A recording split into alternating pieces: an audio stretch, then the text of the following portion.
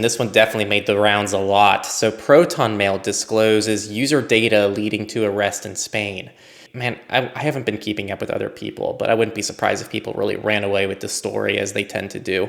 But it's actually pretty vanilla. It's not as crazy as it sounds. So the core of the controversy stems from Proton Mail providing the Spanish police with the recovery email address associated with the Proton Mail account of an individual using the pseudonym blah, blah, blah.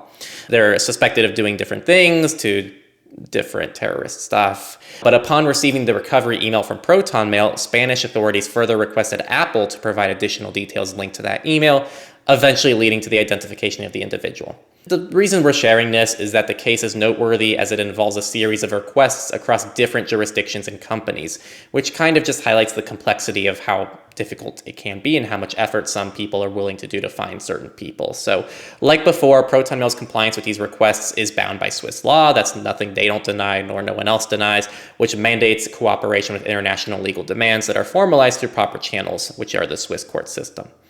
So just to really outline here, this person put in their iCloud email as their recovery address in their Proton account, which clearly is not end-to-end encrypted. And so Proton essentially just gave the authorities that email, and then they went and knocked on Apple's door, and Apple essentially gave up all the information about that person.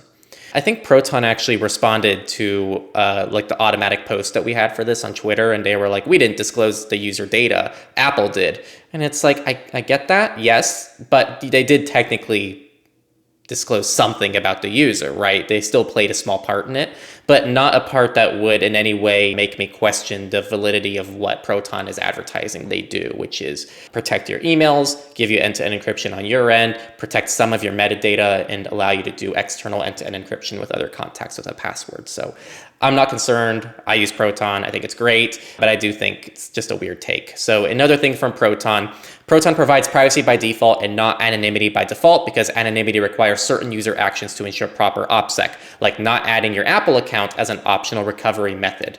Note, Proton does not require adding a recovery address, as this information can in theory be turned over under Swiss court order, as terrorism is against the law in Switzerland. So that was from Proton as an official thing, not from Twitter. Recovery and verification emails are not the same. So Proton's documentation says that verification emails are hashed, which might make it harder for them to disclose that, but recovery emails clearly are able to be retrieved. I'm hoping that that's not anything that's going to change anyone's perception of Proton, because if it is, then you weren't threat modeling correctly in the first place, most likely.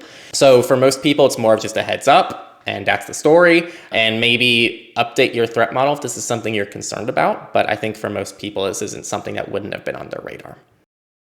Hey there, thanks for watching this surveillance clip. This is actually clipped from our main podcast surveillance report, where we talk about privacy and security news on a weekly basis to keep you safe as often as we can.